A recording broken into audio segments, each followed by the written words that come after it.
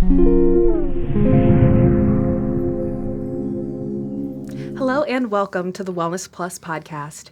I'm your host, Karina Rachel, and I'm joined today by Aleksandr Rybchinskiy.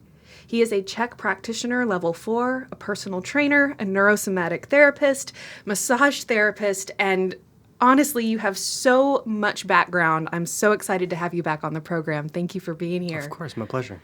So I was hoping that we could delve into the topic of nutrition and diets for athletes. In your opinion, what would be the best diet, or what's the most common diet that you recommend for athletes? So there is no one diet.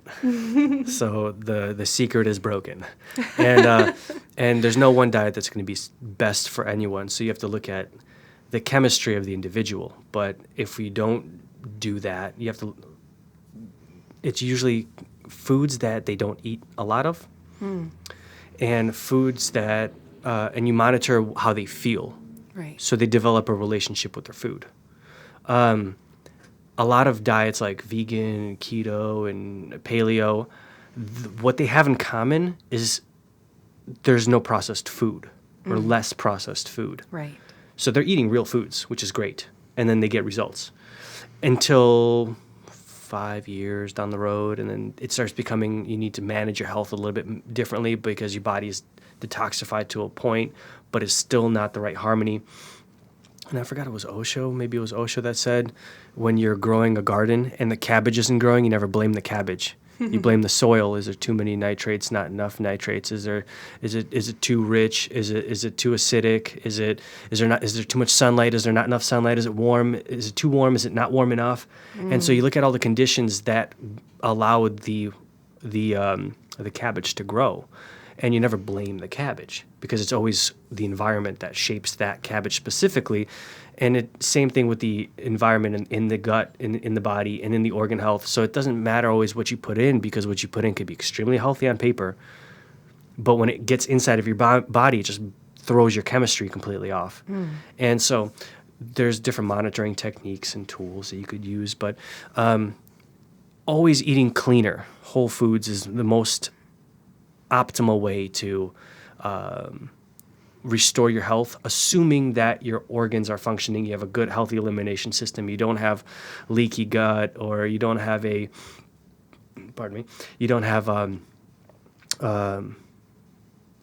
candida, fungus, infections, parasites. So those things throw off the harmony of the gut. And so you may not. And how long have you been eating poorly? Because the receptors in the gut may be shutting down and closed off because of bacterial growth and overgrowth. So they will close off. So you may not even receive the food that you're eating, no matter how organic and how nutritious it is, So it all goes back to what is your current state inside your gut? What have you been doing, and what do you want to switch to, and where is your pain at? What organs are in dysfunction, and understanding how to map that into a system where you can articulate to someone that, hey, this is how we got to eat for now, and then it'll change this at 3 months from now, and it'll change this, and in a year you'll be eating completely different.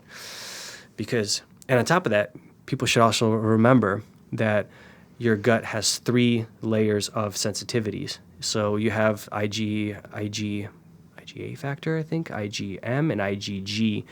And I get these mixed up because I didn't think we'd be talking about this. So I couldn't get my facts straight 100%. But one of them is about, like when you eat let's say you're gluten intolerant, you eat gluten. And I think IgA is instant. Like you'll say, oh, I feel terrible within a couple hours. IgG takes about 3 months to show symptoms. So 3 months from now, you'll develop symptoms for something you ate, 3 months ago. And then IgM, if I remember correctly, is about a year.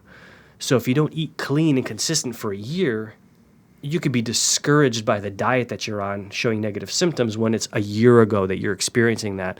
So on your birthday, you ate some, full of gluten cheesecake or whatnot, and dairy, and you're gluten and dairy intolerant, and now you're like, you know what, it's one day. Well, a year from now, you experience symptoms, but 6 months ago, you started a new diet, and now 6 months into your diet, you feel terrible.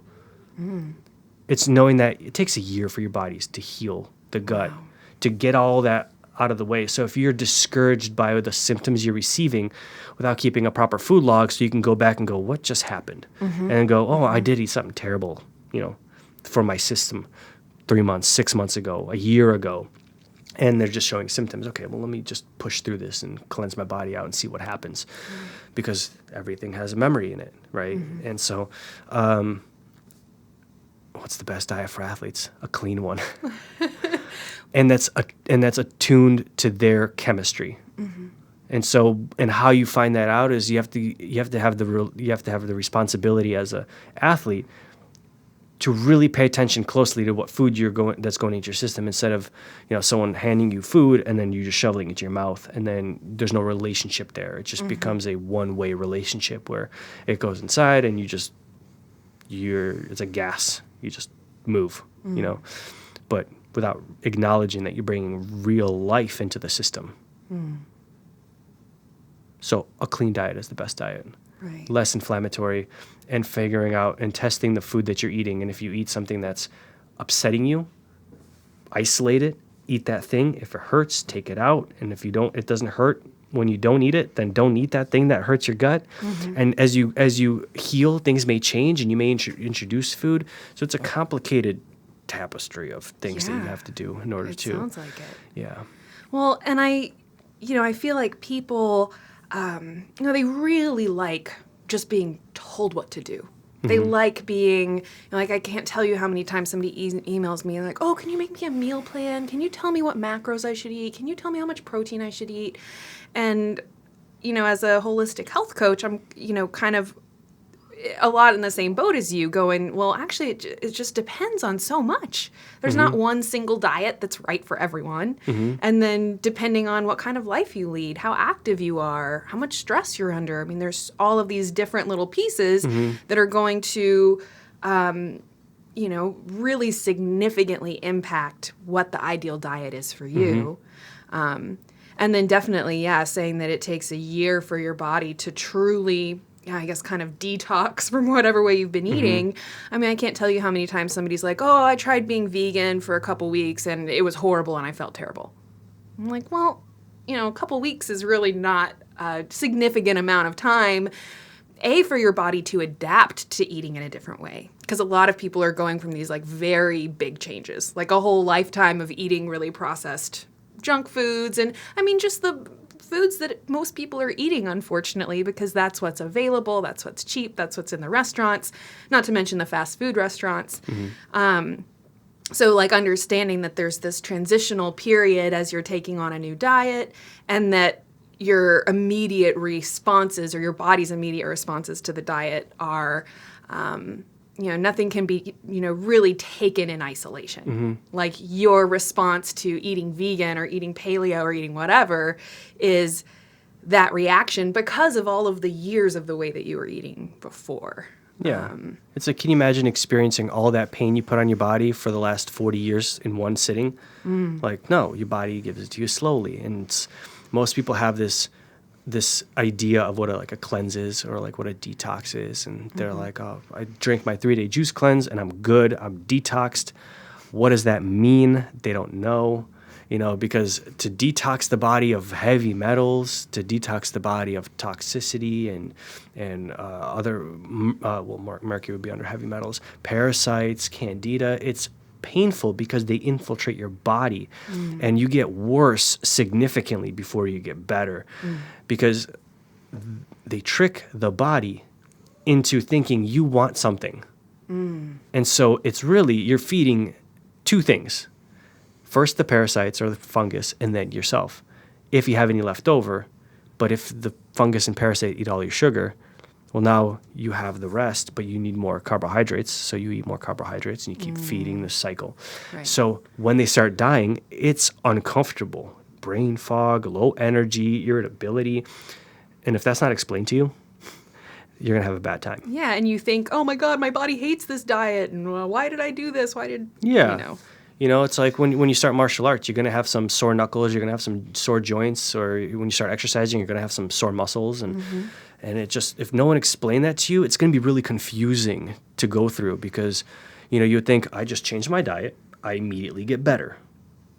And then it's like, but that's not true. Right. But that's just the way we're taught. You get a degree, you get a good job, right?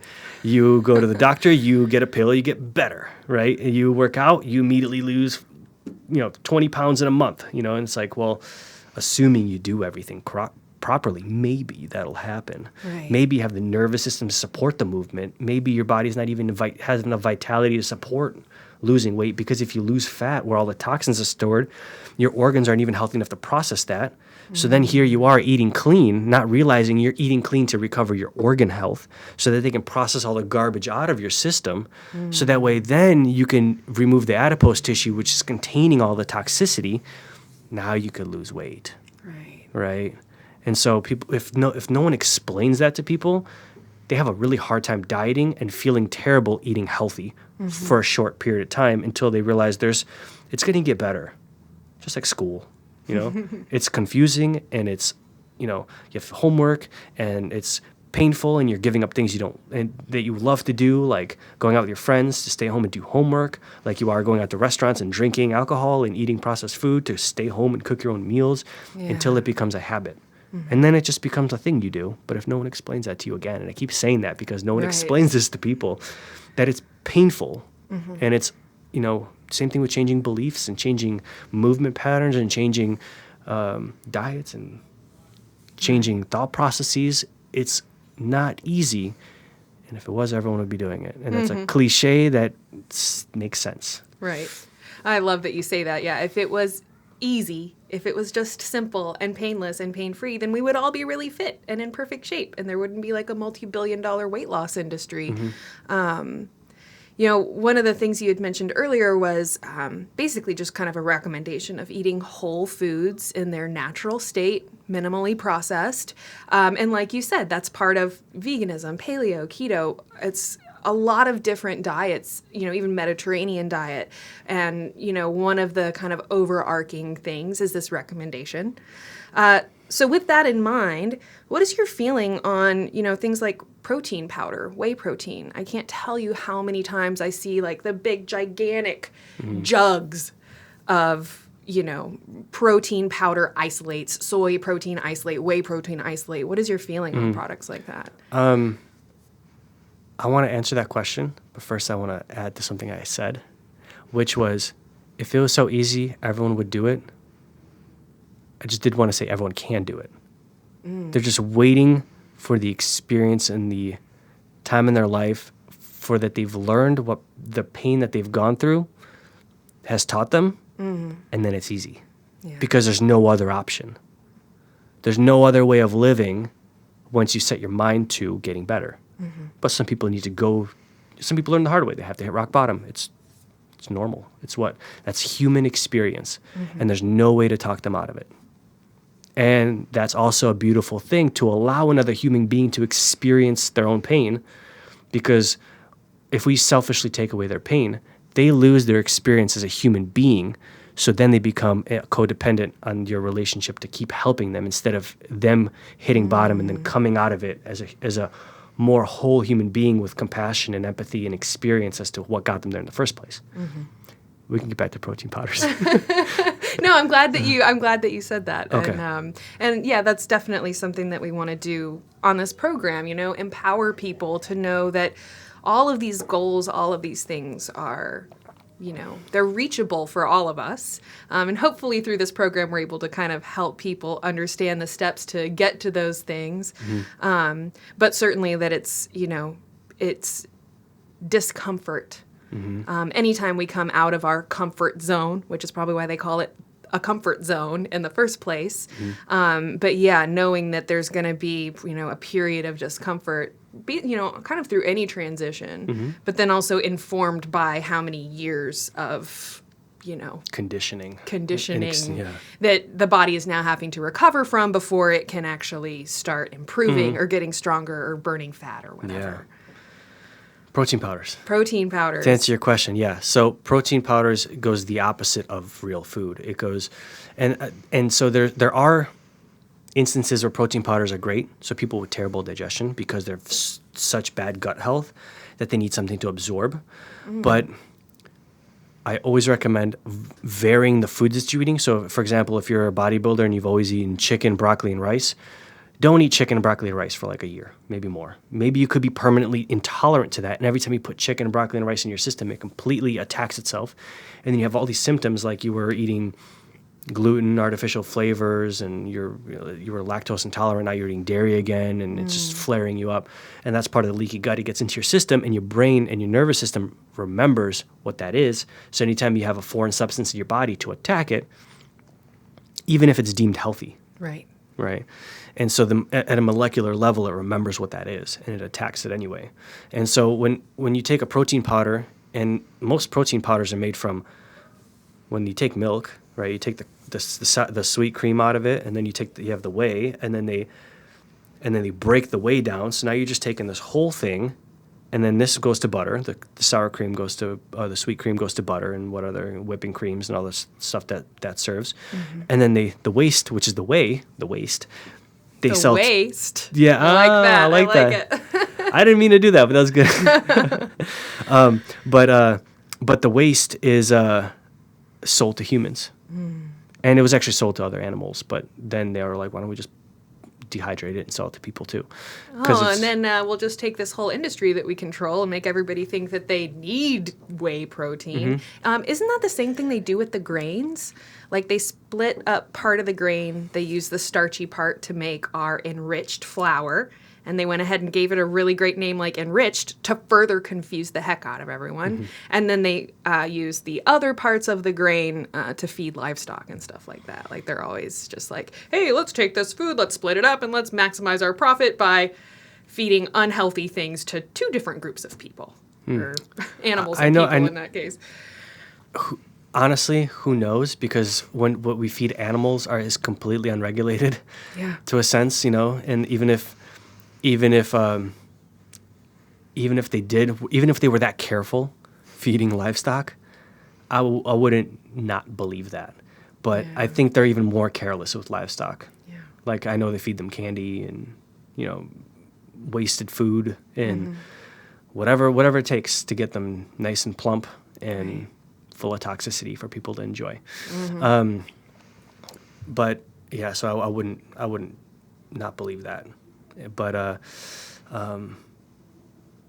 what was the original? Oh, the whey protein. Then you're talking about how they split the it up, whey, yeah. And then I was like, I think they do the same thing with grains. So. Yeah, and then they dehydrate the whey, and then you have to put water in, and then you shake it up, and then that which is why you have to shake it up like crazy, or else it doesn't mix well.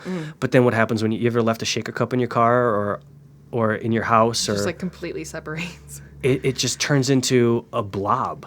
And then you turn the cup upside down and it just stays in there. And you're like, oh, God. A couple days goes by and it reeks. And that's what it does in your system.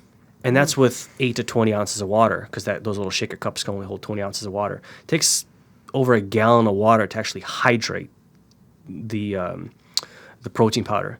And that's just for one scoop. And you take 2 or 3 scoops and do it multiple times a day. Now that's going into your system, and it's rehydrating in your colon. And your colon is responsible for pulling moisture out of your poop and putting it back into your body, and also hydrating if it needs. So if you have toxicity in your colon, you will get diarrhea to flush things out of your system, and because poop is really important to health, because if you don't poop, you're gonna die. Right? It's just like blocking up a tailpipe in a car and letting the fumes back up into the car, and all that toxicity you're gonna breathe in, and you are going to die in the car, which is what happens in the system. So you need to poop. And there's transit times, every 12 to 72 hours is what you should see, and your food should leave your system. But stepping away from poop and talking about the gut and protein powders is when they get into your system, they need to rehydrate. So where does it pull the water from? Your intestine or your intestines. It pulls water from your cells. It pulls water from your skin. And so you're basically, while you're trying to maximize your muscular potential, you're also dehydrating yourself, which more importantly, hydration above protein, because if you're hydrated, you can buffer out things like lactic acid and have nutrient delivery systems work better, so all the food that you're eating gets into the system. Keep your cells hydrated. What do we do when things are overheating? You put them in water, right? When the pan is hot, you put it in water, it cools it off. So it's a natural heat. It's a natural thermostat in our body. So when you take that away and you dehydrate someone, people start to calcify from an alchemical point. And so just the same way, and the opposite, if you put too much some water, they putrefy and they turn to, kind of a sad thing. But if you've ever seen someone that drowned before, they've kind of, everything's falling off of them. Everything is just rotted, right? And so the same thing as you go to the opposite thing is when you go to someone that's calcified, when you cremate someone, the last thing that's ever there is their sacrum, because the sacrum is so dense that it can withstand the heat of fire. And so what happens is we have too much fire in our systems, we tend to calcify. So by adding protein powders to our food or to our lives, we're now dehydrating ourselves to the point where we're calcifying our ligamentous tissue, our muscles, our tendons, our mucous membranes. And what happens when we calcify is things snap. Because when gum gets hard, it snaps. It no longer has their elastic component. And so just drinking protein powders isn't going to cause that. But drinking protein powders along with excessive heat and exercise, excessive movement, excessive thoughts, because you move your thoughts too. And if you don't move your emotions, which is the opposite of movement, because thoughts should move, because emotions are emotion, energy in motion. And so if you're not moving your thoughts, that's creating chaos, which your body has to contain, which you have to move through. So it's these compounded effects of the food that you're eating causing more adipose tissue to come on, or fat tissue to store more toxicity, and that creates heat in the body, which needs more water. But if you're not getting water, and that's how the cycle starts. And it's not just, I'm drinking protein powder, I'm fine. It's the whole gamma of things that back up the system. So, but constipation, dehydration is not worth it to me to get some protein when I can just eat a can of sardines.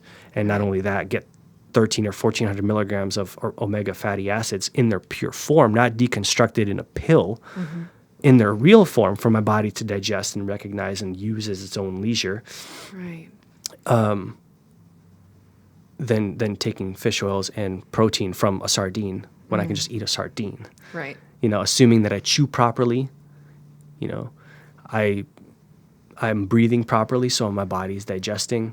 I'm hydrated enough to the point where my body can process the food properly and hydrate the colon enough that it can produce poop and keep the colon lubricated enough to pass the poop instead of it just sitting in the body.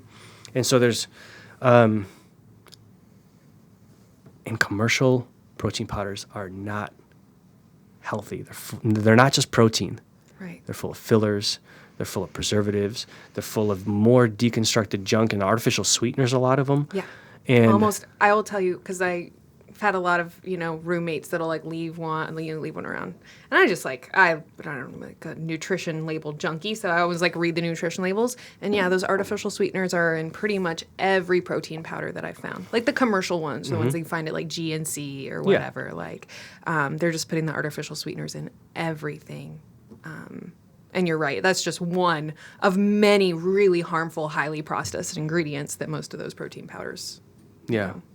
And then they've expanded with the whole paleo movement and the health conscious movement. They've expanded to collagen protein, which is better, I would say, than whey, because at least, from grass-fed cows, and even they've done grass-fed whey and things like that. But I've tested, and my body still doesn't do well with whey. And how many times we just talked about with diet, if you overconsume something, chicken, broccoli, and rice, and most bodybuilders don't just eat chicken, they eat probably steak also. And if you overconsume beef for long enough, you also become allergic to it. And then you just, on top of that, you take a deconstructed product like whey protein, which is made from beef, right? And consume that regularly for your whole lifting career. You're going to have years of backed up colon, backed up food sensitivity, and on top of that, just because you're done eating protein powders and you're done with your athletic career and you go back and eat a steak, it can still cause you a problem because you've ruined the receptors to allow that food in the first place, and now your body has a permanent allergy to it. So now you're you're itching, patches on your skin, gut bloating, itchy rectum. There's so many different ways that it shows up, but it shows up as symptoms. Right. And the symptoms need to be identified and traced back to the problem. But back to what I was saying about this, the paleo culture has opened things up. I've seen other things, like if you're going to experiment with protein powders, you can go get a variety of them. Like they have cricket protein powders where they just break up crickets and, Actually a great protein source, oddly enough. I mean, yeah, in Cambodia they had a whole food shortage and they started eating insects, and they're a complete protein and they're very nutritious, but we just have an idea that that's gross, right? So we don't eat it.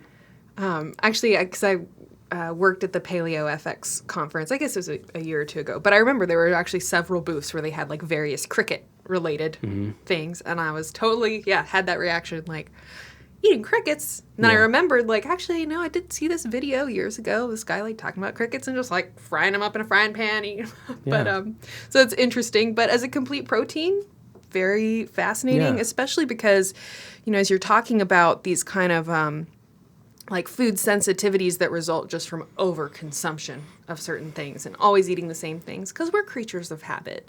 And that, even for myself, I notice that I like gravitate towards the same things.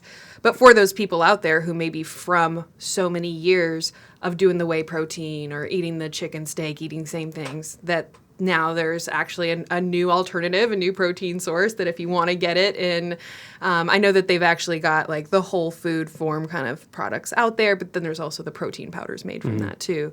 At least for someone out there that's looking for a protein powder replacement, that would be something they could try. Yeah, and there's hierarchies of levels of recommendations that I give. Like if I'm seeing a client that is completely slammed to their teeth with, responsibility, that may be the best option to manage what they have. Because if they can't cook, or if they can't afford a meal prep service, but they can afford protein, I'm gonna settle with that. I don't have a belief system where that says you cannot do something, because if this can serve you for a short time until you get through a period of tough times, and your body is gonna still progress and not go backwards, I definitely believe that people should experiment with things, but they should experiment with the best quality.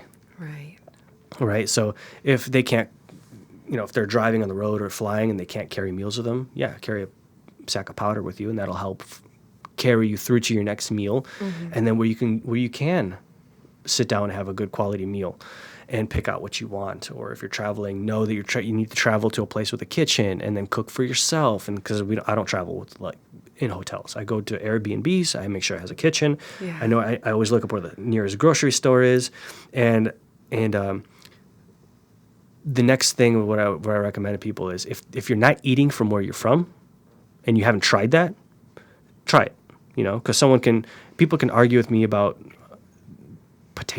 russet potatoes being a starch and it's not good for you and there's low nutrient value, but either is nutrients for a cactus, and cactus will thrive in nothing, so it adapts. Just the same way as my body can take something that my ancestors have eaten for a long time and adapt to it and pull all the nutrition out of it. But if you are eating for it, maybe the wrong foods, and you became allergic to them, because if you take the native origin of the food and you change the quality, make it bad quality with vegetable oils and commercial raised cows or lamb, and you're just eating toxicity, and your body becomes allergic to it. Well, now you try to eat similar but from a different country, a different part of the world, and give your body a break long enough for it to rest from the food that you've been overeating for the last, 10 to 30, 40, 50, 60 years.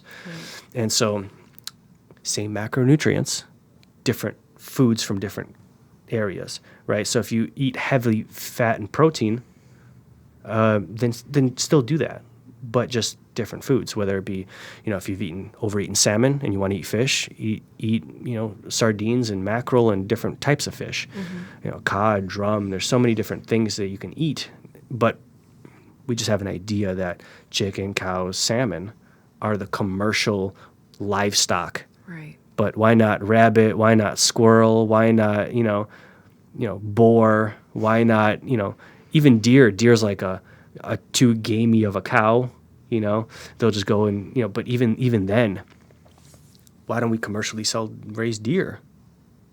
It's an interesting question. Because it's not as easy. There's not enough meat. You can't just feed them whatever, and they won't get really overweight and fat and delicious and plump. They'll still taste gamey. Yeah. And so we're tailoring these animals to people, to people's needs, and over-consuming them and creating problems. Mm-hmm. Just the same way, if you take one Tylenol, you're not going to die.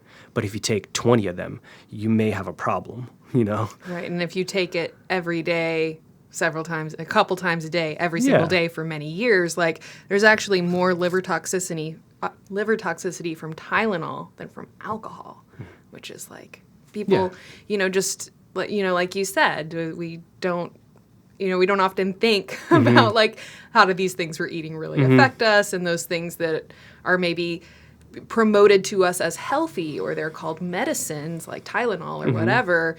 That like, well, it doesn't necessarily mean that thing is good for you, or that you can have it every single day and not expect to have some kind of negative detriments result. Yeah, exactly. And thank you for finishing my thought, because I said the first part and the last part, missed the middle part, and then you perfectly just said the middle part, which was awesome. Food is a very powerful medicine. It's also a very, so is medicine. Mm-hmm. So are spiritual medicines. But if you overdo any one of those without the proper guidance and the proper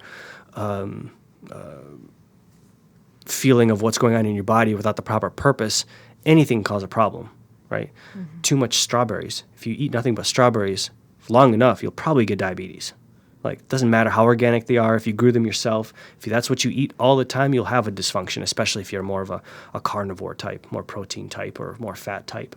And so, or a polar type, I guess, in the what is it, the metabolic typing mindset. And so your body can't handle that. Now you have a problem because you're not giving your body what it needs. It's like putting diesel in your gas car. They're both gas, but they're comprised differently, and the car drives one way to another. And even gas has 3 different gases. There's 4 different gases, no more. 85, 87, 80, 89, 92, I see 93. Then there's 101, 102, and high octane race fuel. So even cars get different gases, right? But it's all gas. Mm-hmm. But it's not, right? But if you don't realize, what's going on and how it registers in your body, you won't know. Because interestingly enough, if you put it in a car that takes 87 in a car that takes 93, it'll reduce the performance of the 93 car.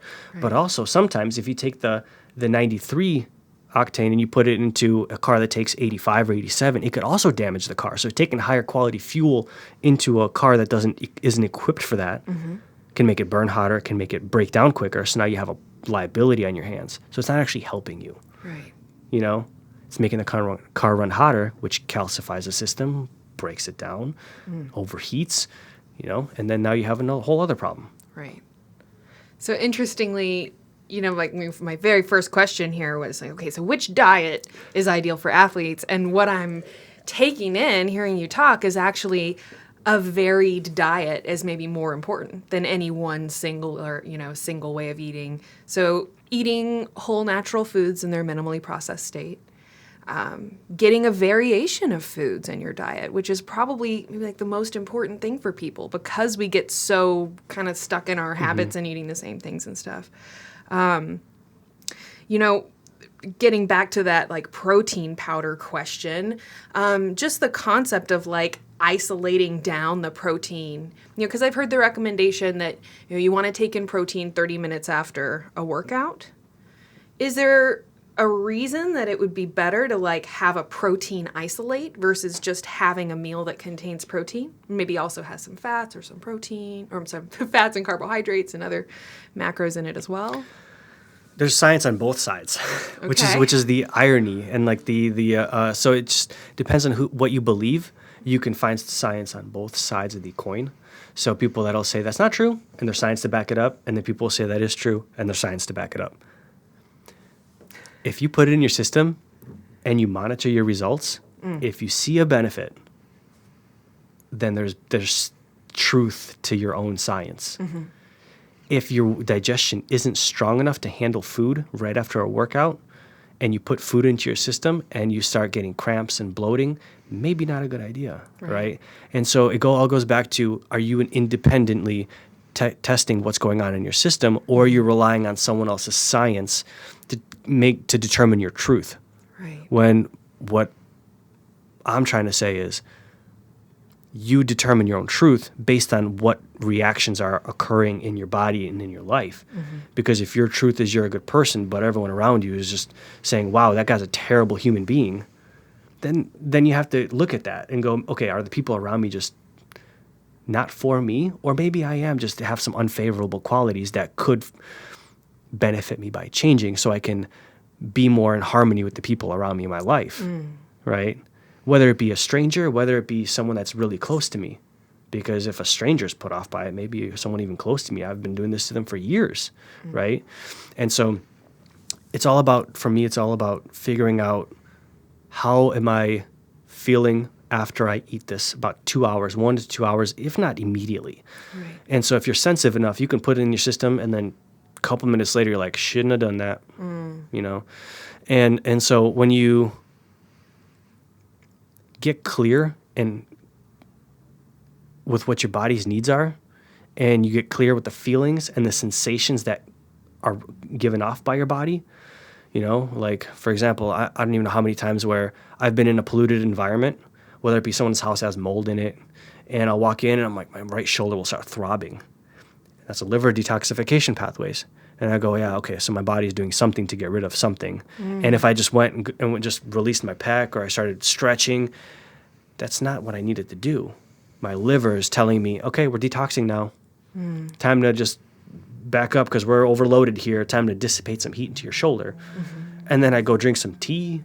I go take some milk thistle, something that can help aid the process of detoxification. Not just take it every day, but when it needs it, supplement, right? That's supplementing means, is you add it when you need it.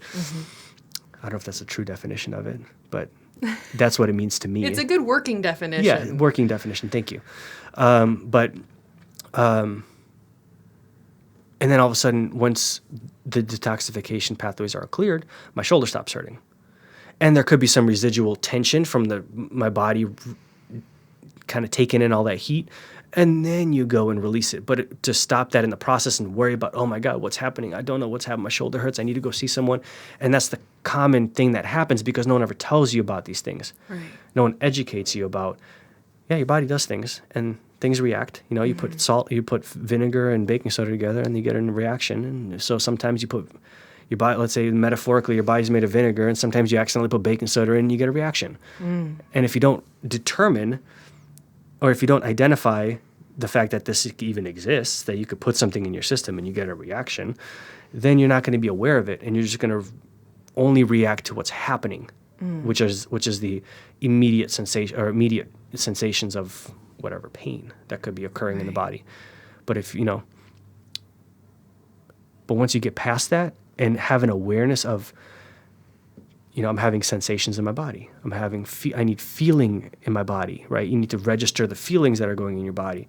You need to register the difference between thinking and intuiting. Like I think we talked about in the previous one, where you start thinking about someone that you haven't talked to in a while and they call. That's intuiting, versus thinking about like a process that's occurring. Right? Like when you see me pause on one of these, it's always because I'm thinking instead of just letting my truth be spoken. Is I always get caught up on a word and I'm like, was that right? And then I start thinking and backtracking and then I'm not talking. And so when we get lost in the different processes and we're not aware of the ones that we're in, we just think that we're just broken or something's not working right. Right. When really they're normal processes that happen in a human being. Feeling is normal. Feeling emotions is normal. Feeling, you know, how you think about yourself is normal. Thoughts are normal. They're part of the human existence, but the more we try to numb our pain we lose that feeling, so we can't even feel what's going on in our bodies when we eat food that doesn't serve us. Which is why how many people do you know that eat clean and eat something bad, and they're like, that was the worst decision of my life, versus how many people eat very poorly and then eat something healthy and they're like, don't notice anything. Yeah. Until they eat long enough that their body cleans up, and then they're like, it's my birthday, I'll go ahead and eat one piece of cake, and then they do, and they're like, I should have chosen a different cake because I feel awful now. Right. And Interesting. So that's the kind of the spectrum that people fall into, and what people need to experience. And they will experience the healthier they get, because all these get revived in a human being, assuming you also have awareness of that they're there, and also what to do with them, because they can also be very emotional, which is why you started to eat poorly in the first place. Right. Coping with emotional stress. And that is so true. I'm definitely... I think we can all observe that, we'll be really sensitive to certain things, but then our awareness of other things can, I guess what I want to say is we don't have the same awareness of everything. So maybe we're like people that say like, oh, I'm super sensitive. They're like really hypersensitive to, how someone treats them or how someone speaks to them, or if somebody's, being sarcastic or whatever. You have other people that are like not sensitive at all. They're not going to be fazed by how someone talks to them. But it's kind of the same thing, with our bodies. Like you've got some people who can be incredibly aware of something not sitting with them right, or that their digestive system is not happy with something. You walking into a house, noticing that your shoulder is bothering you, and like kind of knowing that, that's probably my liver communicating with me, because clearly I didn't do anything to my shoulder walking into this person's house. Or unfortunately, I think where most people are at are kind of on that other side of the spectrum, where there's very limited awareness of how foods affect them. And we kind of started this podcast kind of geared towards athletes. I would imagine most athletes are kind of more on that more aware side. They're eating healthier, they're eating cleaner, they've got a little bit more awareness of how things affect them. But for so many of us, we're largely unaware of how things affect us, or we've been eating a certain way for so long that the body like adapts to that way of eating. And now even though you're eating something that's actually really toxic for your body's found a way to cope with it. It thinks that's the only thing around to eat, so it's just going to have to live with it. And so we kind of like, the feeling bad becomes the norm. And then it's like, oh yeah, I've got a bad back. I always have back pain. Oh yeah, I've got stomach issues. It doesn't matter what I eat. Everything hurts my stomach. And there's just kind of this, lack of listening to the body. We hear a lot of our yoga teachers and stuff talk about listening to the body. And I think for so many people out there, maybe they're really strong in like the physical side, but then they're not really like listening to how their body reacts to food, or vice versa. The people that are kind of fixated more on the food side, but then they're maybe not listening to their body asking for more of a certain type of exercise, or having some kind of like limited mobility or something that, should probably be addressed. What would you say is I don't know, I guess for the people listening, like what would you recommend for them to start with? If somebody's going like, all right, I want to transform my diet, I want to get healthy, I want to have all these athletic gains. Is there, like, would you recommend that they kind of start, I guess, like paleo, so to speak? Like, I know a lot of people kind of think paleo is like an all meat thing, but there's still lots of vegetables in a paleo diet too, or that they start vegan, or... Before I answer that, I want to piggyback off what you said. And you were saying people that don't eat, that they eat poorly, they adapt. A better word is numb. Adapting means your body's chemistry will change and now use that efficiently. Numb is you don't feel that it's terrible for your body anymore. The body numbs itself so that it can, survive as you continue assaulting it. I mean, if you wake up every morning and you're blindingly hungry and you ignore your body's request for food because you're on an intermittent fasting kick or whatever, eventually it'll go away. And you're like, great, my body adapted. Or it numbed to the point where this guy's not going to listen. You know, I've had tons of clients that come in and they go, oh, my back is killing me. And I go, oh, that goes all the way down to my toes. And I go, well, when do your toes start hurting? Oh, they don't hurt anymore. They're numb. So the different levels, they're different stages of pain. Right. And after, you don't get physical pain, shooting pain, stinging? No. Physical, shooting, tingling, numbing. So after it progresses through that, then as we get them healthier, they notice, oh, my toes or my feet start hurting again. Good, you're feeling great. Yeah. That's a good thing. How is that a good thing? And then I have to explain, you know, what kind of medication do you take for pain? Painkillers. If you kill the pain teacher, you kill the lesson. Yeah. And so if you kill the lesson, you can't really know what your body's telling you, which is what you're asking me, where do they start? And my recommendation is starting with what your heritage is, and eat what you're not used to eating. Okay. So for example, I'm from Eastern Europe. We eat lots of meat, lots of vegetables, and so what people miss on these polar type things is, if you really want to get into it and how we used to eat, is in the winter you don't eat fruits because they didn't exist. You know, you eat more root vegetables, but root vegetables have too many carbs in them and starch in them. But you're missing the point, right? Because your body recognizes that change is coming, and it's already pre-adapted into your DNA that this is happening. Wow. And so if you try that and it works for you, and what is that nature's built-in version of? Variety. You know, you cut out fruits, then you cut out starch in the summer. You eat more fruits in the summer, fruits and, you know, watery vegetables and sugary fruits in the summer, and then you eat more heavy carbohydrates in the winter. You eat more fat because it's available, and you eat more root vegetables because they're available and they last. And so starting there, and then but mostly eating clean. So figuring out getting on a meat rotation, so you don't eat the same thing every day. Eating simply, and most people think they need a casserole of like healthy stuff, but realizing that that just is more stuff for your body to process, because just like if you get vitamin A, now it has to process all the chemicals out of vitamin A, the fillers and all that stuff. So your liver and organs have to do that. Now it has to absorb vitamin A, but it can't usually do that. It has to be absorbed with other nutrients. So now your body has to find those nutrients and then escort them in, versus if you eat an apple or a carrot, you will get the vitamin A perfectly packaged with all the other nutrients the way nature designed. Right. And so even if you juice it, you're still creating the combination of those vitamins and minerals, and also the potentially, or I guess blending, you'd keep the starch with it to allow the blood sugar to not be so spiked right away because of the blood sugar. So depending on if someone has candida or fungus and you give it sugar, you're causing problems. It's hard to just give you one. Right. But so it's important to eat clean. So if you're going to eat an animal, you have to find out, how is that animal naturally raised, and where can I find it? Where can I find this sourced food? So if it's chicken, you want to find a pasture-raised chicken that's just running around. And if you find a cow pasture, they're not getting supplemented with grains and corn and candy and hormones and things like that. And so if you're looking for a lamb just walks around and eats things. And so if you've ever seen a lamb at the zoo, they just eat everything. So make sure they have enough grass that they can eat.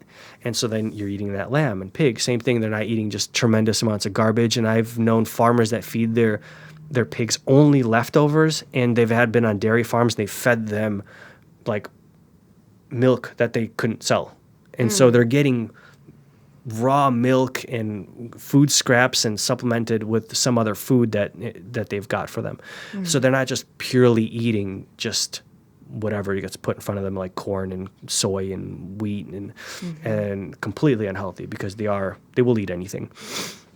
And so same thing with fish. Was it farmed? Was it caught in the wild? So it's looking at the best quality, because you're worth it, and you should eat like you're worth it, because if you're going to eat like you're cheap, people are going to treat you like you're cheap, and it's going to be a theme in your life. And if you want to feel cheap, eat cheap. And if you want to take the time to not have the money to spend on having to pay your deductibles and go to the doctor, use that money to take care of yourself. And if you have an accident, that's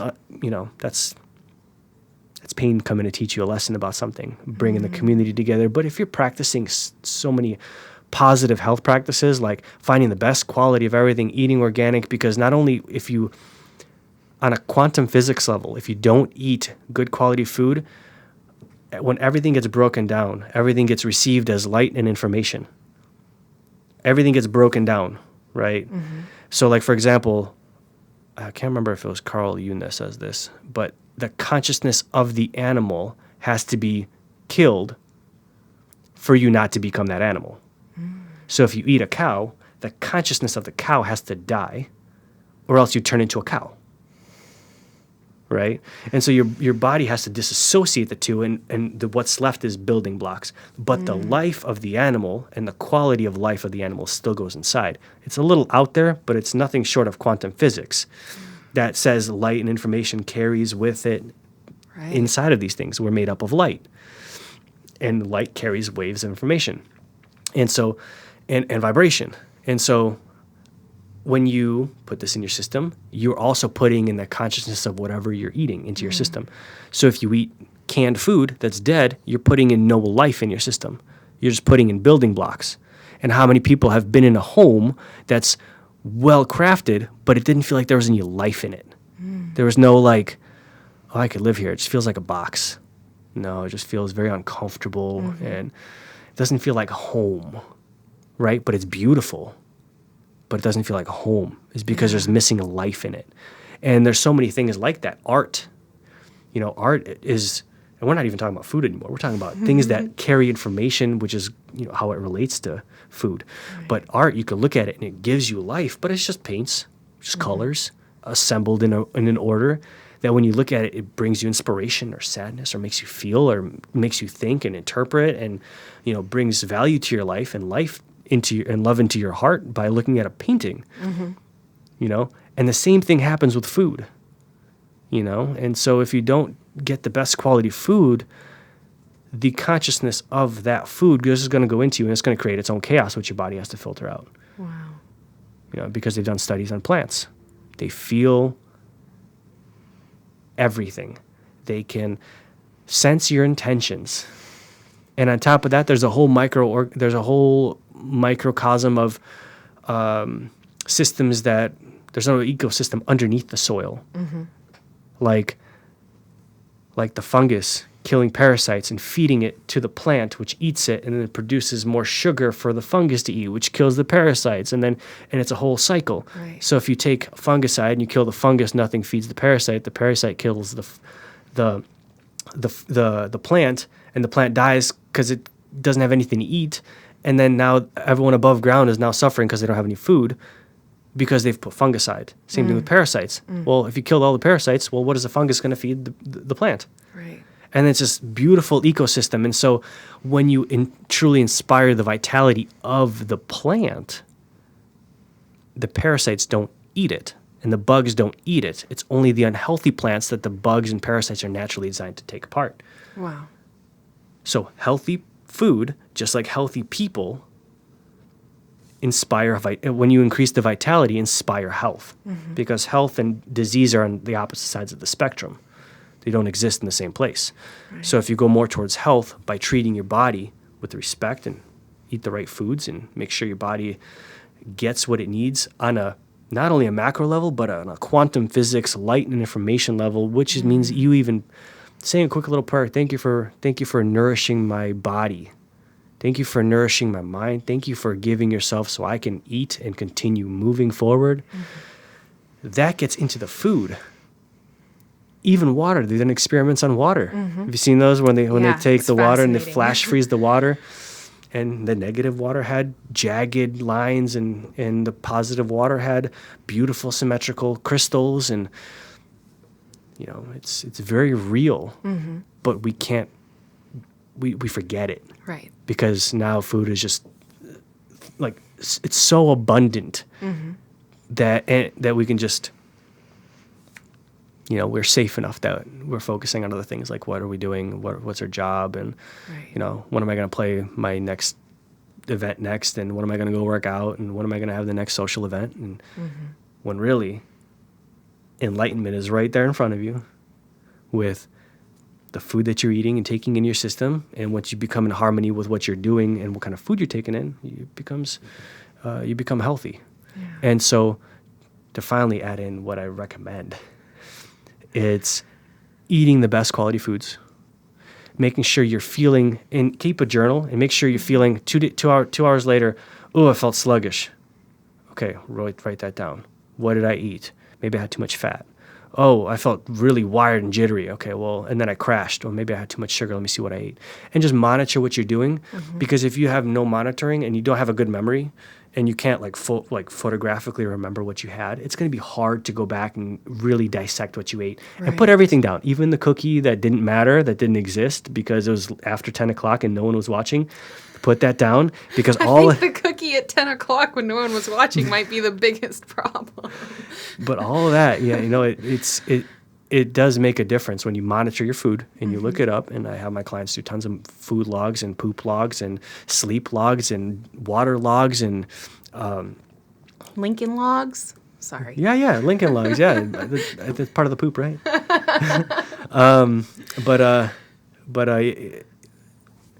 Yeah, it's hard to, when you go from what's right for someone, cutting out all the artificial sweeteners, cutting out the white processed sugar, cutting out the soy, cutting out the dairy, cutting out the gluten are the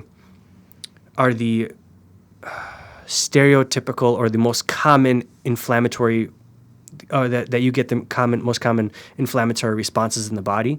And you cut those out, and then you'll start understanding what it's like to feel what your body's going through. Yeah. And then based on that, because it's hard to say that because there's so many people with candida and parasites, it can confuse them into what their body is telling them because they're speaking through you. Right. The candida is craving the sugar, and then you're like, oh, I have all these sugar cravings and I don't know why. And it's like, well, yeah, some things like actually overriding your own your body's own desires, so to speak. And on top of that, remember we talked about adrenaline junkies? Adrenaline junkies feed on adrenaline. If you damage your gut enough, it'll start producing enough adrenaline that'll mask your pain. So now you'll start hearing people going, I can't live without this one thing. Just the same way I can't live without mountain biking. I can't live without skydiving. I can't live without putting myself in danger. Is because now they've been dependent on the drugs that when their body is in so much pain, release endorphins, mask the pain, and then you can do what you're doing to cause your problems. But then your problems show up elsewhere unrelated to the food.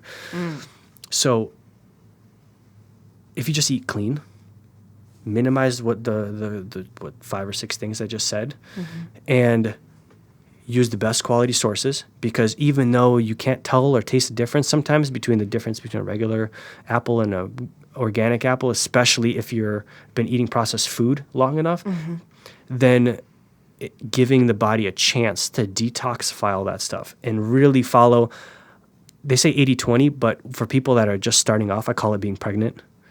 It's either you're pregnant or you're not, right? You're pregnant, and then tomorrow you're not pregnant, that's okay.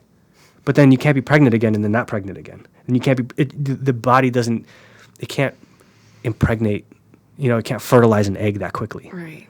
So it's either you are or you aren't long enough for your body to heal. So pick something, do it long enough, and see what your body reacts. A good time frame, about 2 months, for your body to really get rid of the negative symptoms. And when you start experimenting with food quality or food quantities and food varieties, not quality. We don't experiment with quality. Right. But the varieties and quantities and different things, you can mix and match and try different things, and then see how your body adapts to them. Whether you become too sluggish, whether you become too energetic, whether you want to take a nap, whether, and as you get healthier, you'll notice if your energy and vitality go up, you're going to notice, oh, my skin's clearing up. Whoa, I'm less bloated. And those are the signs you're looking for is health. Yeah. Health-related symptoms that that you previously didn't have, which could be, oh, wow, I don't need my coffee today. I feel like I have enough energy, but I'm conditioned myself to drink coffee, but I don't think I need it. Follow that thought, play it out. If you crash later in the day and you go, okay, maybe I'll just drink half a cup of coffee because that'll carry me through. And then you're just like, wow, I can fly through my whole day without drinking any stimulants. That's fascinating. I've never been able to do that before. Those are the symptoms you're looking for, because it's not always like, hey, I'm ripped now. you know, or my hair turned a different I color. changed my diet yesterday, woke up today, and I'm a supermodel. Yeah. And my body completely transformed overnight. Yeah. And, but, I don't want to get into values of that.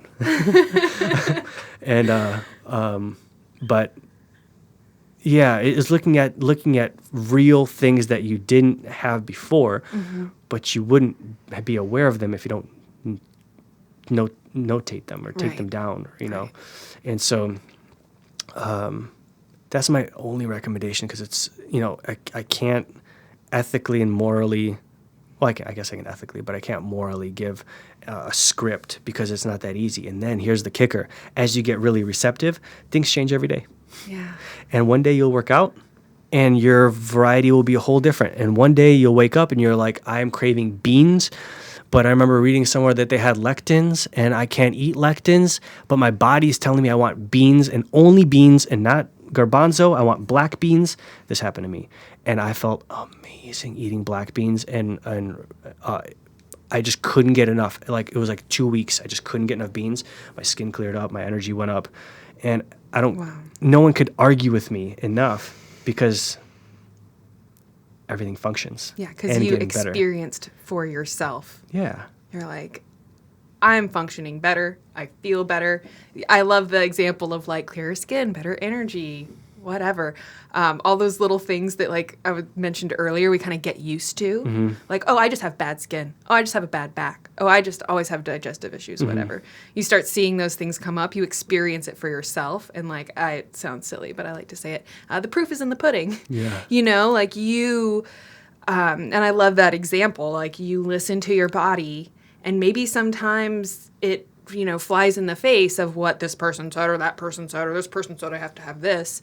You know, there's this big, you know, emphasis now on like if it fits my macros, and I get so many emails and people asking me, oh, can you just tell me what macro ratio should I follow? What macro ratio do you follow? And I'm just like, well, I don't even want to, like, I don't really track my macros. I just eat the things I want to eat and that I crave, and I don't count my calories, and I don't, like, I'm sorry, but I just don't do that. Like, I would encourage you to listen to your body. But people want, for whatever reason, there's like a desire to, like, I just want to, like, you know, fit myself into this, you know, particular thing. Like, I may be a round cylinder, but I'm going to fit myself in this square hole. And then they're like, well, now I'm following all the recommendations of this person or that fitness instructor or whatever, and why don't I look like them, or why don't I have the results, or why do I feel so crummy? And I'm like, well, it's because you're not listening to what your body's trying to tell you. And it's ridiculous to think that you can just plug every person into this same macro ratio thing, and expect that everyone's going to have the same reaction. I love that you keep bringing up eating locally, eating seasonally. I mean, those are two things that, interestingly enough, like if you looked at the progression of time, like in the beginning, that's all there was. There were no other options. There was no like, oh, I'm going to eat some, you know, fruit that was grown in another country thousands of miles away across an ocean. It just didn't exist. It's really just in the last, I don't know, couple hundred years that the idea of like transporting foods to other places, and then the grocery store, and the idea that you would have a store where there's foods from tons of different places, you know, grown in whatever season, whatever. So in the middle of winter, you could go buy strawberries and cucumbers. I mean, that's just the norm now. And even like trying to make a recommendation for people to eat more locally and eat more seasonally, like I'm glad that that's coming more into the mainstream. But as a recommendation for people, I think even that is like, wait, what? Here in Austin, we're really lucky. We have lots of farmers markets. So eating locally and seasonally is something that you can reasonably do by visiting your farmers markets.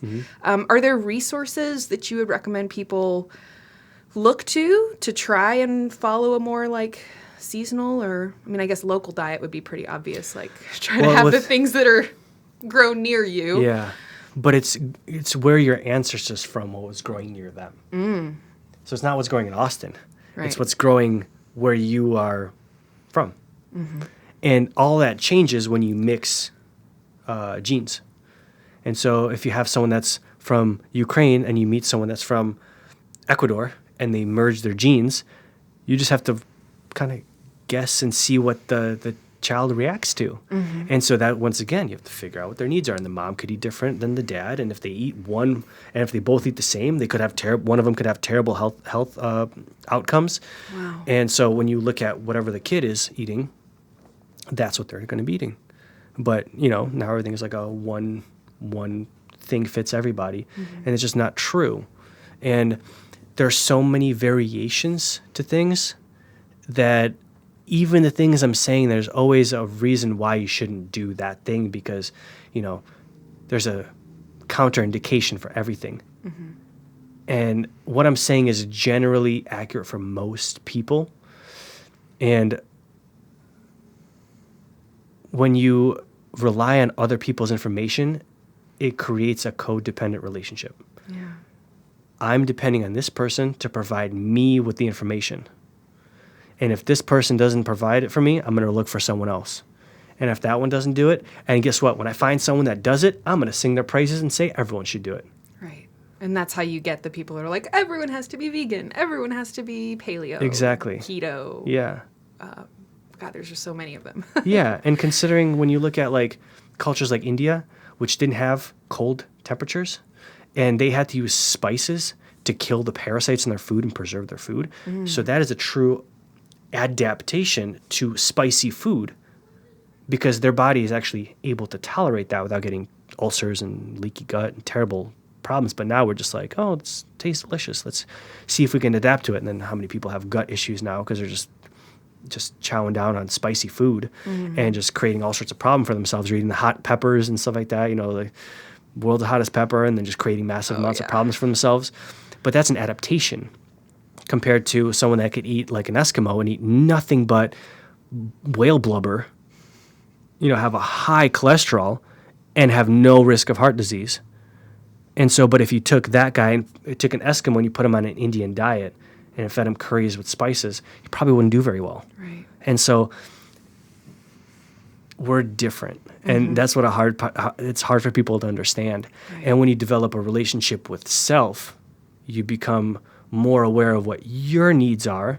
And once you understand what your needs are, you can figure out what your dream is. Then you can figure out what your core values are, what you stand for. Because once you realize what you stand for, you know where you're going and you know what to say no to. Because your power of yes really doesn't have a value until you understand what your power of no is. Because if you don't say no to things, then everything doesn't, this guy doesn't say yes he says yes to everything, Oh, you want gluten? Yeah, let's give it to him. Oh, you want artificial sweeteners? Yeah, let's give it to him. You want some whatever. He'll say yeah. But if you're like, no, that goes against my value. I cannot support that going into my body. And if people respect that, that's your body, right? But how many, and this goes back into beliefs, how many people stem that belief into so many other things, whether it be politics, religion, and now your food, now your medicine, now the way you should treat yourself. And I get there's experience in some of these things, but there's too many closed boxes here. And the diet community is a huge one. Yeah. And so when you start unfolding these layers and you become more independent and you go, wow, today I need a tomato and I don't care about lectins and I don't care about nightshades because my body is craving these for the right reasons, not because of parasites, not because of fungus. And because, interesting enough, I eat lots of tomatoes, and I had a colonic one day, and you could see the tube, and I was wondering, I wonder if I'm going to see any skins, because I eat a lot of red peppers, and I eat a lot of tomatoes. And the amount of skin, I maybe saw the whole time, because I was very fascinated, like 1 to 2 small pieces of skin in the tube. And I eat a lot of nightshades. And so even the concept of your body doesn't digest, maybe you just don't chew. You can't digest. The digestion starts in your mouth when you chew it. Actually when you touches your lips and starts breaking down with your saliva, but you gotta chew your food. Most people are just, take a huge a mouthful and chew a couple times and just swallow it. Yeah. And of course you're not going to digest that. Yeah. And of course, if you have too much meat in your system and you don't chew it, it's going to rot in your system and cause problems. Of course. Just the same way as if you leave food in your garbage and don't take it out, it's going to cause rot. It's going to smell. Man, the garbage stinks. Whoa. Yeah. And so that's kind of what I was getting at is the fact that if you digest your food and you chew your food and you listen to your body, and if your body could tell you to eat cabbage for a week, and it might be completely against macros and completely against anything that's ever told you, but who knows better, someone else or you or your body knows? Applied kinesiology and muscle testing was literally designed on the concept of your body knows better than we do. Yeah. And that's all it does. It tells you constantly what's going on in your body. And so we just aren't brave enough to listen because we're afraid to accept the journey of self accountability and responsibility. Yeah. Because if someone else fails me, I'm not a failure. It's hard to take responsibility for things. And that comes up in a lot of different areas. It definitely stems right into all these questions that I get, I'm sure that you get as well. What do I eat? How much do I this? How many macros? How many grams of protein do I need? Because it relegates the decision making to someone else so that you don't have to take responsibility for it later. I loved you kind of talking about just chewing your food really thoroughly.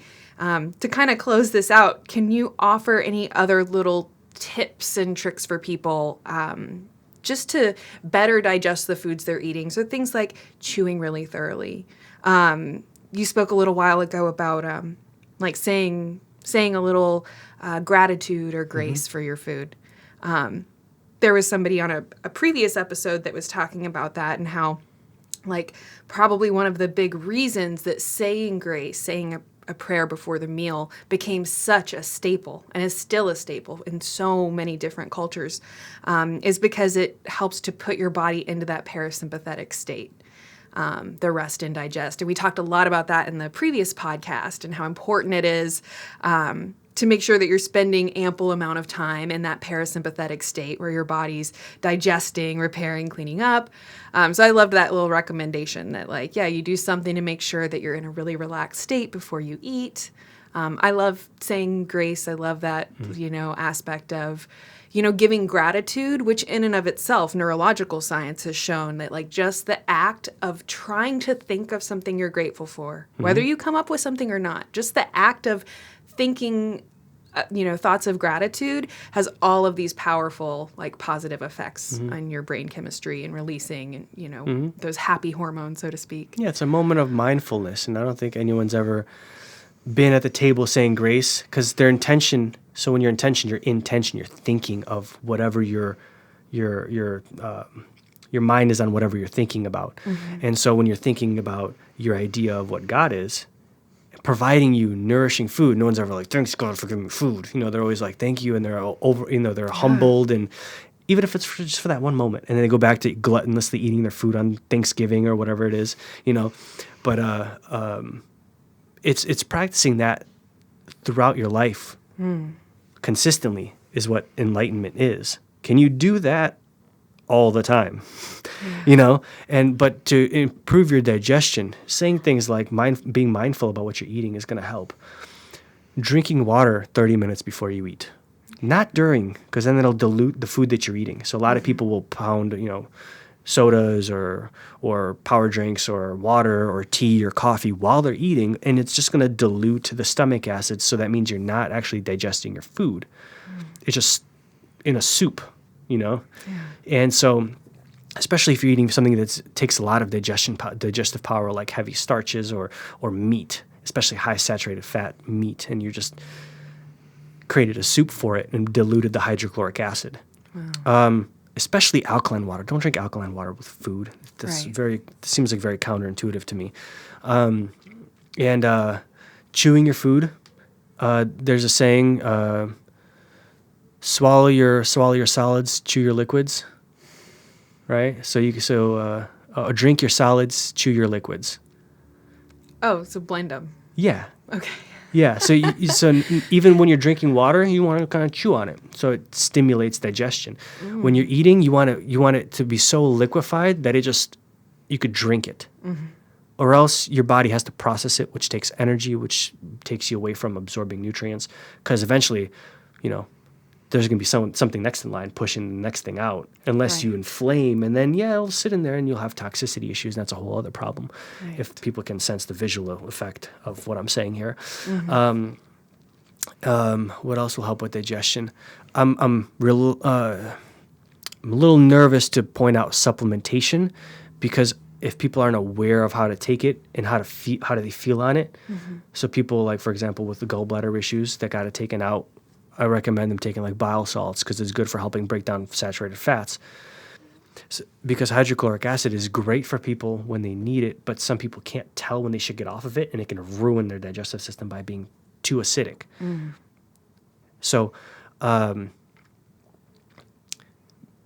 getting the just regular clean water stimulates enough digestive processes to allow digestion to occur.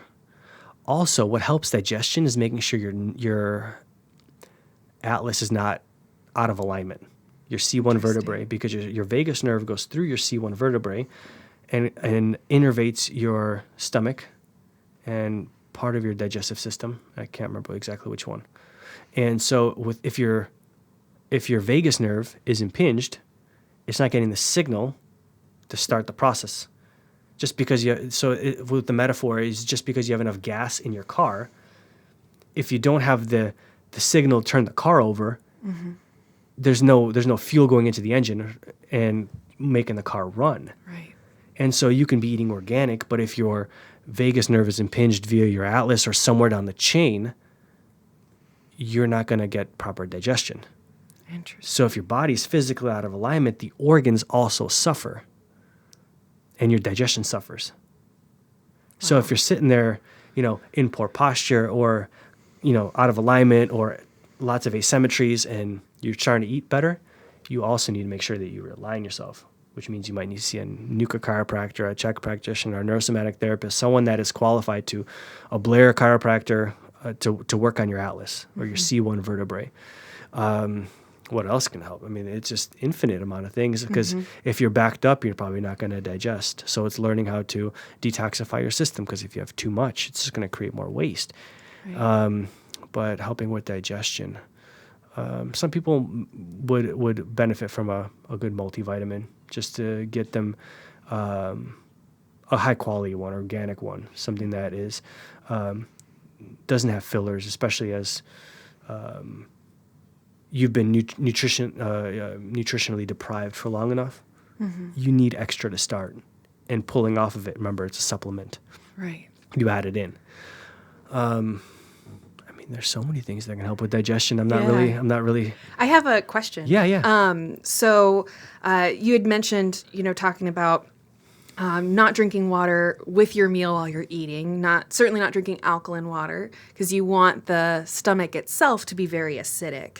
So when we think about like heartburn and things like that, and then people take antacids and Tums, we've had a couple of different people on the YouTube channel, recommend rather than taking the antacid, to actually take something like apple cider vinegar, because by increasing the acidity, your body will actually be better able to digest the food, rather than just like numbing the pain, so to speak. Yeah, there's a couple of reasons why people get, I'm sure there's a slew of reasons, but there's a couple common reasons that people get heartburn.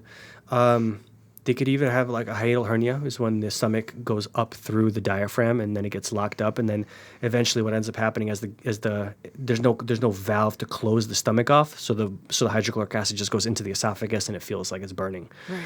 Not enough hydrochloric acid, so your body is deficient in it, and so it'll start to try to bubble it up once again, go through the up into the esophagus, cause pain and burning sensation. And both of those, one of them needs a manual release, and getting the stomach out of your diaphragm, and then it won't be so, the sphincter to the stomach won't be open, or it won't be splashing up in through your esophagus.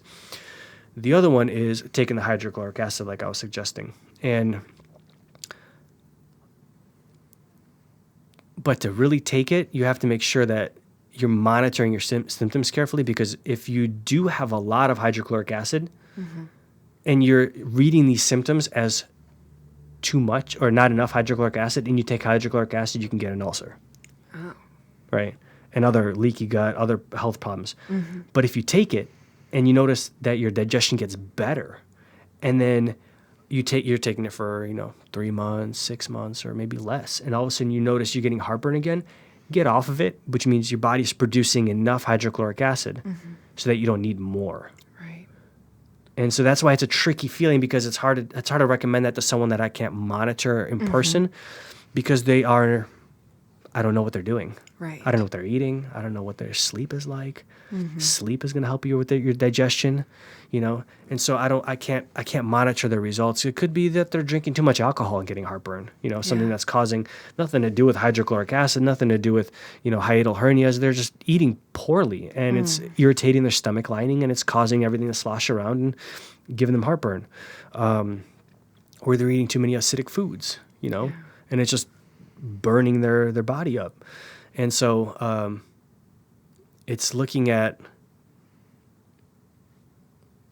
it's hard to just give one solution when there are so many factors, because we're human, there's so many different experiences that make us who we are, that influence what we put in our body, and the way we eat, and the way we think, and the way we process, and the way we receive information, the way we give information.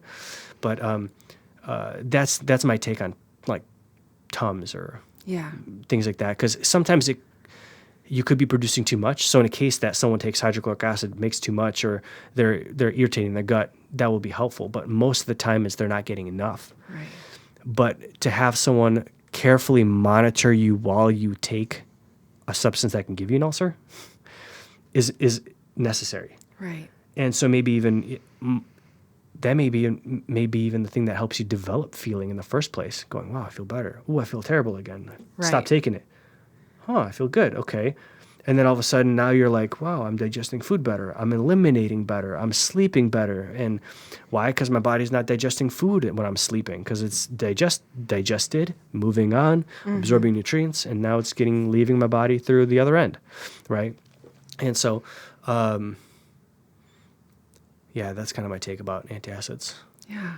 No, and thank you for sharing that. And I think that, it definitely sounds like kind of a take-home message, so to speak, is that, because all of our bodies are different and are ever-changing, that if we can just stop trying to plug ourselves into this little puzzle piece or that little puzzle piece, and then expect that once you find something that works for a little while, that like, oh, that's good, I found the diet I'm going to eat for the rest of my life, that all of that is just kind of like faulty, so to speak, knowing that you should be increasing your awareness of how things affect you, working with a practitioner one-on-one who can help, because, as we've mentioned several times, like we just can't see what's going on internally. So working with someone who knows how to look at the body's symptoms and the different reactions, and I'm sure you're looking at a lot of other things as well, to really kind of get an insight, so to speak, into all of those things that we can't see, so that we, have a little bit more informed decision as we go through, rather than just,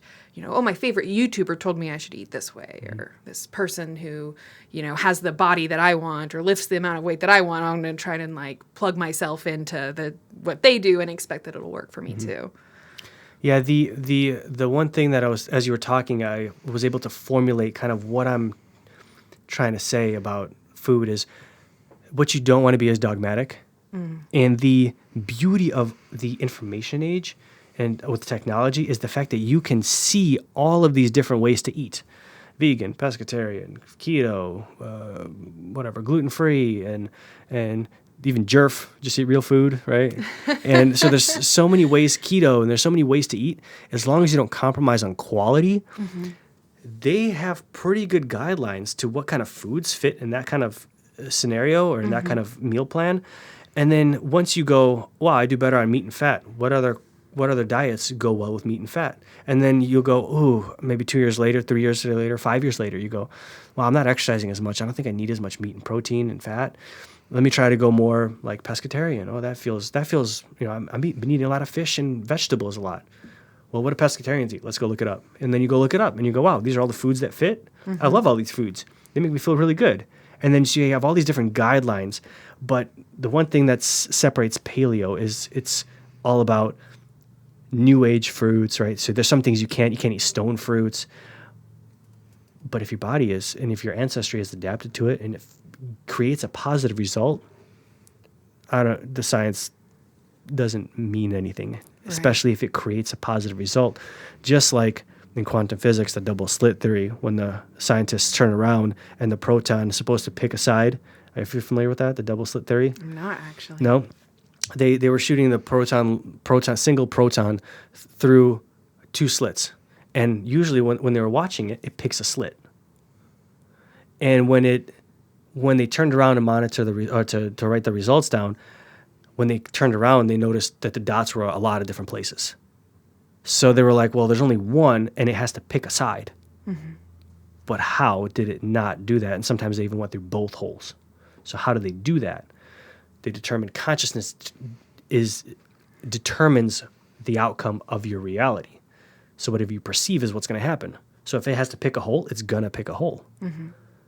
But if the consciousness isn't on that wave right now, on that information, on the proton laser, or on that proton specifically, it's going to do whatever it wants. And they did that unintentionally. They found that out. Wow.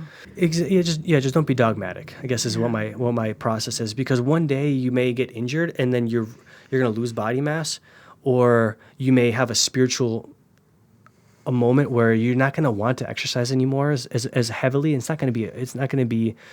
You may heal a relationship, and then you go, wow, I don't want to do that thing that I've been torturing myself with. And then your dietary requirements change because you're no longer exerting your body so heavily. Mm-hmm. And so you just change the way you eat. But if you're dogmatically, like an easy one is collegiate athletes, collegiate swimmers who are in the pool 2 to 4 hours a day, maybe more, and they're shoveling down 10, 15,000 calories a day, if not more. No less than 5,000 calories. 5 to 15 is the general range that I've heard. Wow. Because in order to swim in a pool for that long, you need food. Mm-hmm. Well, now they leave college. They're no longer swimmers, but they're still not full from the amount of food that they've eaten, and they've not adapted to eating less. So what do? They eat a lot. They don't exercise as much, as vigorously. Mm. Their body starts falling apart, or they get injured swimming, and then they can't sustain that anymore. Yeah. And that metabolism drive, and they never cycle it back down properly. And so it creates a huge imbalance in the person's digestive system and the person's psyche and the way they see themselves, and it becomes a problem. Yeah. And so it's being okay with change, mm-hmm. because everything changes every year. Every single cell of our body changes, from our bone cells to our organ cells to our eye cells. We literally change as we come out of our mother's wombs back until we go into the ground. Every time every day, every second, every millisecond, every nanosecond, we're changing. Everything is changing. So the concept of we don't change is complete nonsense. Mm-hmm. Everything. If you can describe the universe as something, it is not something that doesn't change. It's something that is so full of pure potential that it's always changing. Mm-hmm. And so the purpose of change is to experience new things. And so when your body adapts to something and you get older and you need a new thing, you adapt and you change and you develop experience and go, wow, I changed my diet and I feel better. Now you can provide that insight for other people. Right. Alex, I just want to thank you so much for coming on the program. You just blew my mind with all of this. I'm so appreciative. I definitely want to have you come back. There's so many things that came up in this conversation that we can delve into more. Kind of one of the main things that we had talked about before the shoot was that you actually coaches, mm-hmm. and then that didn't end up coming up at all. So in our future discussions, maybe we can get into that topic a little bit. Yeah, that'd be great. So thank you so much for being here. Yeah, my pleasure. Thank you. And I'm very excited to have you on the program again. Thank you. I want to thank all of you for tuning in to the program. You can learn more about Alex at primalfusionhealth.com. Thank you so much for tuning in. I hope you have a wonderful rest of your day and hope you'll join us again soon. Thanks.